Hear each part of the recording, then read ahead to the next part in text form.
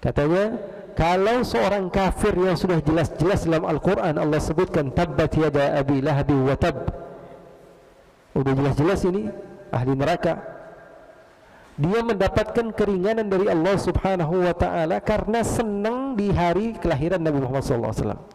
Maka dia bertanya, maka bagaimana pendapat kamu tentang seorang yang memang dia itu sudah Islam dan dia senang dengan kelahiran Nabi Muhammad SAW?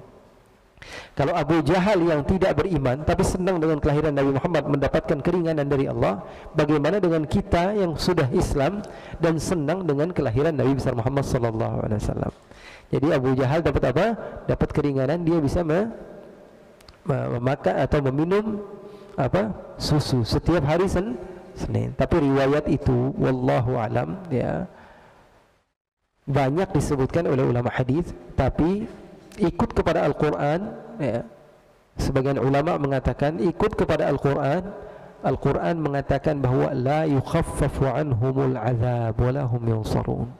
Orang yang kalau sudah mati, orang yang sudah mati dalam keadaan kufur, la yukhaffafu anhumul azab, tidak akan pernah ada ya keringanan dari Allah Subhanahu wa taala.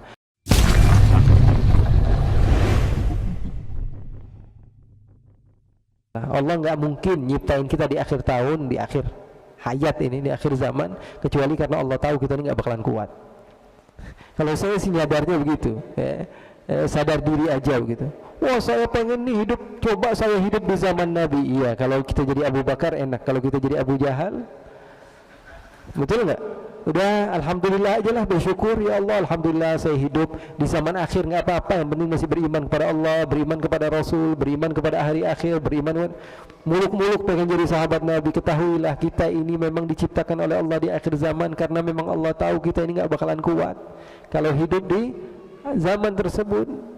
Lihat berita aja udah ketipunya cepet kita, apalagi ngelihat harta yang banyak yang dimiliki Firaun. Sayyidina Musa punya apa? Orang miskin, nggak punya apa-apa.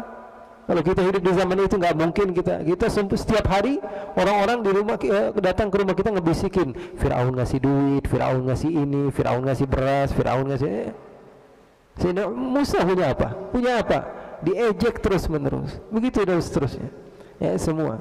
Zaman Nabi Muhammad SAW juga begitu. Abu Jahal dengan hartanya, Abu Lahab dengan hartanya, Uqbah bin Abi Mu'ayth dengan pengikutnya. Pasar dikuasai sama mereka.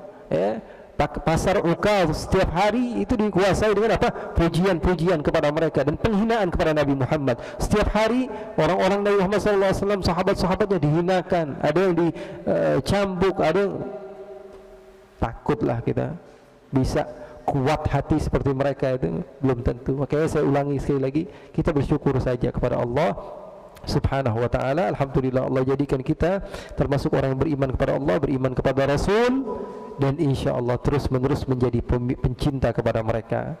Kita cinta sama mereka, buktinya kita mau terus menerus mendengar kisah-kisah mereka, mencari tahu tentang sejarah mereka, dan insya Allah Allah Subhanahu wa ta'ala jadikan kita termasuk orang-orang yang saling cinta mencintai karena Allah Subhanahu wa ta'ala. Ikhwani, akhwati yang dimuliakan oleh Allah Subhanahu wa ta'ala. Jadi itu gambaran Jazirah Arab pada masa itu. Mereka tidak punya akhlak. Salah, mereka punya akhlak, tapi nggak tahu mana yang baik, mana yang buruk. Mereka punya akhlak.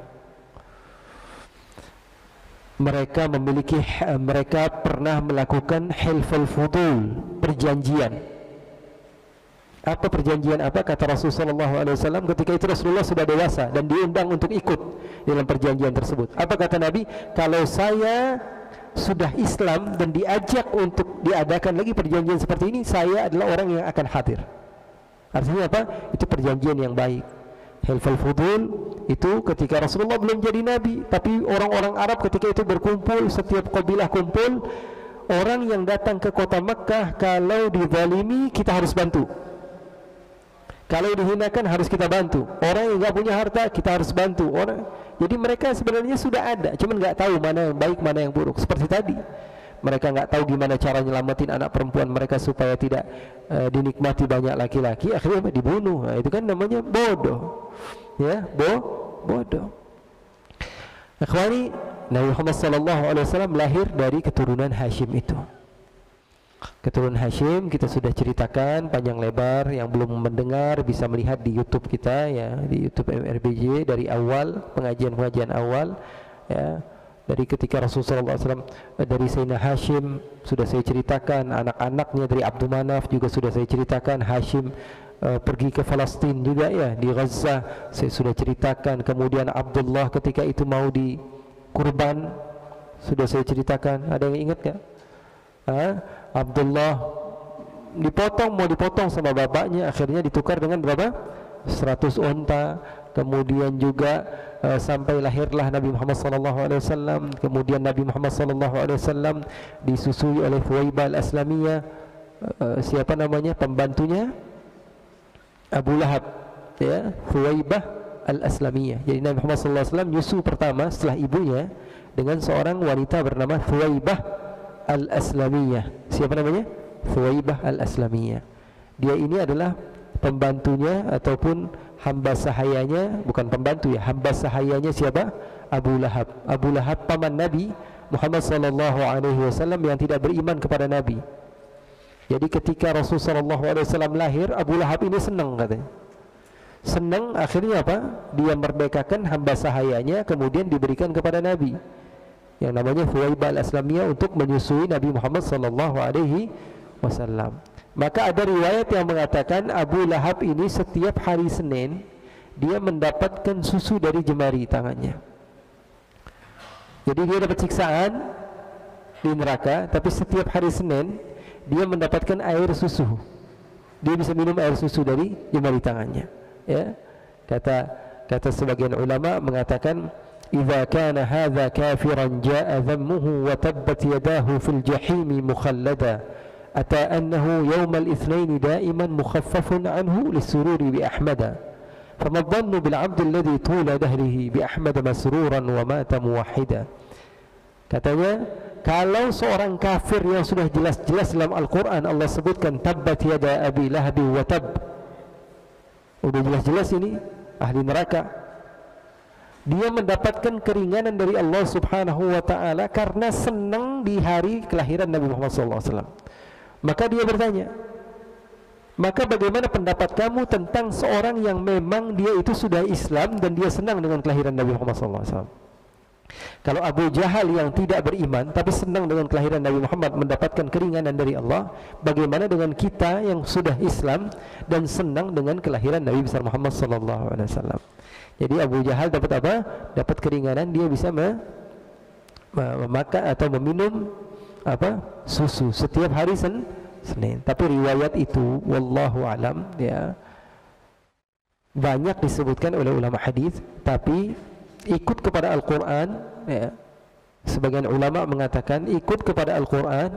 Al-Qur'an mengatakan bahwa la yukhaffafu anhumul azab wa lahum yunsarun. Orang yang kalau sudah mati, orang yang sudah mati dalam keadaan kufur, la yukhaffafu anhumul azab, tidak akan pernah ada ya keringanan dari Allah Subhanahu wa taala. Masuk neraka sudah siksaan di neraka selama-lamanya, tidak ada keringanan sama sekali. Wallahu a'lam. Ya, kita mudah-mudahan Allah selamatkan kita dari api neraka ini.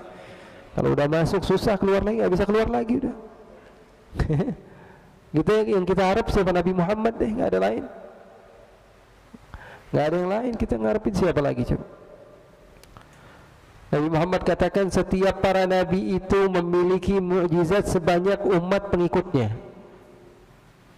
Nabi Adam pengikutnya enggak banyak, makanya mukjizat-mukjizatnya enggak kelihatan banyak. Nabi Nuh, Nabi Ibrahim banyak mukjizatnya karena pengikutnya lebih banyak. Ya. Nabi Muhammad pengikutnya berapa banyak? Kalau Nabi Isa, Nabi Musa bisa mengeluarkan mukjizat yang banyak sesuai banyaknya pengikutnya. Nabi Muhammad pengikutnya berapa banyak kira-kira? Kira-kira berapa banyak pengikut Nabi Muhammad? Mana mukjizat Nabi Muhammad? Nabi Muhammad berharap mukjizat itu lebih tampak nanti di hari kiamat. Mudah-mudahan kita ngelihat mukjizat. Mungkin salah seorang di antara kita tergelincir ke api neraka, wal'iyadu billah min dzalik, tapi selamatkan, tidak ada sedikit pun terkena luka atau semisalnya. Mudah-mudahan ya, karena karomat mukjizat Rasulullah SAW banyak umat Nabi Muhammad banyak, pahala Nabi Muhammad banyak. Kita ngajar murid satu bisa khatam Al-Quran, bangganya na'udzubillah min dzalik kita. Satu orang bisa baca Quran, kita bangga banget, wah ini murid saya nih, ya, baik bisa baca Quran dari awal sampai akhir sampai 30 juz, wah pahala saya besar nih. Kalau murid saya ngajarin orang lain, muridnya nih. Bayangin, di dunia ini tidak ada yang sholat kecuali Nabi Muhammad dapat pahala. Nabi Muhammad ngajarin sahabat, sahabat ngajarin tabi'in, tabi'in ngajarin tabi'in. Setiap di antara kita bisa Allah, Nabi Muhammad dapat pahala. Setiap di antara kita berwudu, Nabi Muhammad dapat pahala. Setiap di antara kita takbir, Nabi Muhammad dapat pahala. Setiap di antara kita belajar, Nabi Muhammad. Bayangin pahala Nabi Muhammad, coba. Mau berbicara masalah pahala jariah Nabi Muhammad SAW begitu hebat. Makanya Nabi Muhammad SAW begitu tidak pantas bagi kita untuk dipuji karena memang udah tinggi. Pusing mau mujinya. Dari sini aja nih, dari satu pintu nih, pintu pahala kira-kira. Ya, pahala jariah. Ya, pahala jariahnya Nabi Muhammad nggak habis-habis sampai hari kiamat. Makanya insyaallah mudah-mudahan kita termasuk orang-orang yang mendapatkan kebagian insyaallah dari kemuliaan karamahnya Nabi besar Muhammad sallallahu alaihi wa ala alihi wa sahbihi wasallam.